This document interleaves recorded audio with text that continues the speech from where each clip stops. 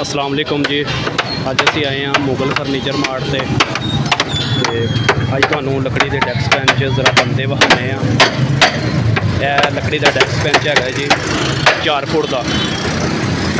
इनू पेंट होया वे थले जिहड़ा फ्रेम है वह लकड़ का है, उत्ते लैमीनेशन शीट लगी हुई है। यह लकड़ी का फ्रेम है जी थले ते इनू ऑरेंज कलर होया वे। बड़े बेहतरीन किस्म के लैमीनेशन सैट बने ने। थले फ्रेम लकड़ का है, उत्ते जिहड़ी टाप हैगा वे सारा लैमीनेशन का वे। यह जिहड़ा डैस्क बेंच है यदी हाइट हैगी 2 फुट। यह नाल दा पिया वे, यदी हाइट हैगी है 2.5 फुट। यह जिहड़ा 2 फुट वाला है यह जरा छोटे बच्चों लिए है, जिहड़ा 2.5 फुट वाला वे यह वड्डे बच्चों लिए। हाइट इहदी जिहड़ी ना तुसीं अपनी मर्जी नाल रखवा सकते हो। इहदी लेंथ हैगी जी 4 फुट। यह नाल इहदे बेंच है जी। बेंच की हाइट हैगी है 1 फुट।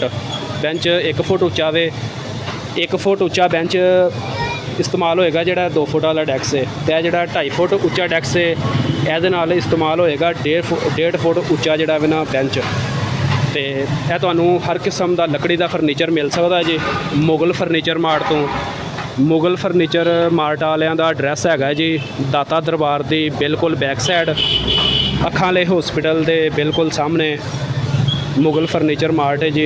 इत्थों हर किस्म का लकड़ी का लोहे का स्कूल फर्नीचर मिलता है जी। तो डैक्स के विच किताबां रखने लिए खाना भी बनया होया जी। जरा मैं करीब तो करके विखा देना तुहानूं। यह बच्चों के किताबां रखने लिए खाना बनया होया वे। तो जो भी तुसीं स्कूल का फर्नीचर खरीदना होवे दाता दरबार की बैक साइड ते मुगल फर्नीचर मार्ट ते आओ जी। तो हर किस्म का लकड़ी का लोहे का स्कूल फर्नीचर खरीद सकते हो। डैस्क बेंच तो इलावा तुहानूं छोटी वड्डी चेयर भी लकड़ी की मिलेगी, लोहे की चेयर भी मिलेगी। हर किस्म का ऑफिस फर्नीचर तो स्कूल फर्नीचर मिल सकता है।